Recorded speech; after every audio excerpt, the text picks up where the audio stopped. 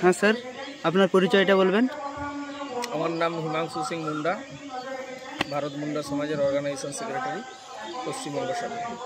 আজকে এখানে মানে কিসের সভা হচ্ছে? আজকে অ্যাকচুয়ালি বিরসা মুন্ডার যে আন্দোলন উলগুলান, যেই উলগুলান আমরা শুনেছি, জেনেছি, আর যারা আমরা আজকে না জানা হয়ে আছি তাদের কাছেও বার্তা এটাই দেওয়া যে উলগুলান অ্যাকচুয়ালি মুন্ডাদের আন্দোলন, জঙ্গল জমিন যে ধারাবাহিকতা নিয়ে আজকে সবাই সমস্ত আদিবাসী জঙ্গল জমির অধিকার নিয়ে লড়াই করছে, তারই একটা বার্তা স্বরূপ আমরা আজকে সেই উলগুলান দিবস উদযাপন করছি। যে বিরসা মুন্ডার আন্দোলন, জঙ্গল জমিদারদের বিরুদ্ধে জঙ্গল জমিন, আমাদের যেহেতু ব্রিটিশ এবং তার সাথে জোরদার জমিদাররা তখন ল্যান্ডলর্ড যাদেরকে বলা হতো, তারা আমাদের জমি কেড়ে নিয়েছিল, খুঁটকাটি কথা, বিভিন্নভাবে বিভ্রান্তি হয়েছিল। সেই সময়কার আন্দোলনেরই একটা পার্ট অংশ যেটা ছিল উলগুলান, আর সেই উলগুলান আজকে সারা ভারতবর্ষ ছড়িয়ে পড়েছে এবং যেটাকে কেন্দ্র করে আজকে বিরসা মুন্ডা পরিচিতি লাভ করেছে। ভারতবর্ষ স্বাধীনতা হয়েছে আজ ৭৫ বছর অতিক্রান্ত হয়েছে, কিন্তু এখনও কিছু জায়গায় আদিবাসী মানুষরা বঞ্চিত। সে সম্পর্কে কি বলবেন আপনি?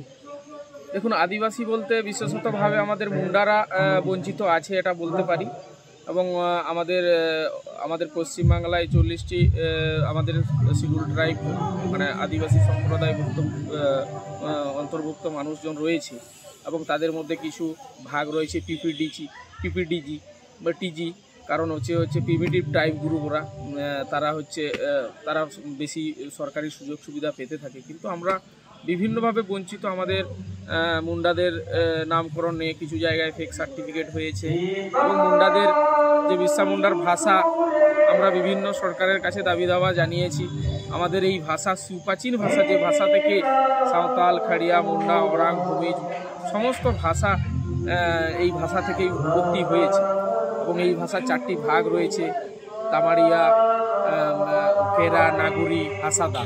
এবং এই ভাষায় আমরা বিশেষত তামারি সাইড থেকে মাইগ্রেন্ট করে পশ্চিমবাংলায় বসবাস করছি, সেকেন্ড লার্জেস্ট, দ্বিতীয় সংখ্যাগরিষ্ঠ আদিবাসী। কিন্তু আমাদের এই ভাষাটা পশ্চিমবঙ্গ সরকারের কাছে এমন একবার দাবি জানিয়েছি যাতে সরকারিভাবে অফিসিয়ালি ল্যাঙ্গুয়েজ একটি স্বীকৃতি হোক এবং প্রাথমিক স্তরে পঠন পাঠন শুরু হোক, এবং আমরা যাতে না বঞ্চিত থাকি। যেমন সাঁওতালদের বিভিন্ন কলেজে, ইউনিভার্সিটিতে আমাদের সাঁওতালি ভাষায় পঠন পাঠন শুরু হয়েছে, এবং সাহিত্য উন্নতি এবং সংস্কৃতি উন্নতির জন্য বিভিন্ন একাডেমি পর্ষদ গঠন হয়েছে। তেমনি আমাদেরও চাইব আমাদের যে আদিবাসী মুন্ডারা বঞ্চিত আছে তারা যাতে তাদের এই সংস্কৃতি, ভাষা এবং নিজেদের অস্তিত্ব রক্ষা যাতে করতে পারে, তার জন্য আমাদের একটা পর্ষদ এবং ডেভেলপমেন্টের জন্য একটা দৃষ্টি আকর্ষণ করছি।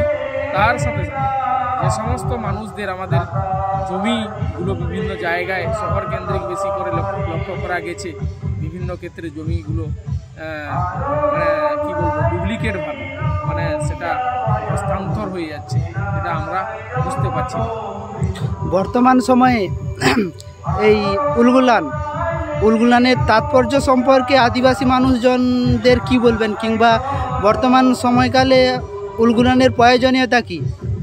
বর্তমানে এর সিগনিফিকেশন বা তাৎপর্য বলতে গেলে উলগুলান এমন একটা জিনিস সমগ্র আদিবাসী, শুধু মুন্ডা সমাজের নয়, আজকে গুজরাট থেকে অরুণাচল প্রদেশ এবং আজকে আমাদের পশ্চিমবাংলায় শিলিগুড়ি থেকে এদিকে ঝাড়গ্রাম, আর সারা ভারতবর্ষে সমগ্র কর্নারে সমগ্র আদিবাসী যে যার এলাকা ভিত্তিক আদিবাসী শিডিউল ট্রাইব রয়েছে।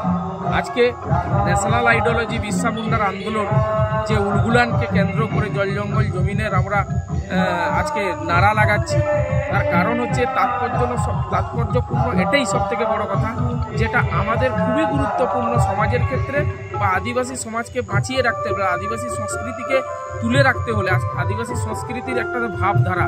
আজকে ভারতবর্ষের অনেক সংস্কৃতি যেখানে আদিবাসী সংস্কৃতি থেকে নেওয়া, সেই সংস্কৃতি কিন্তু আমাদের আদিবাসী সংস্কৃতিকে বিভিন্ন ফিউশন অন্যান্য সংস্কৃতির মাধ্যমে আমাদের আদিবাসী অরিজিনালিটিটা শেষ হয়ে যাচ্ছে।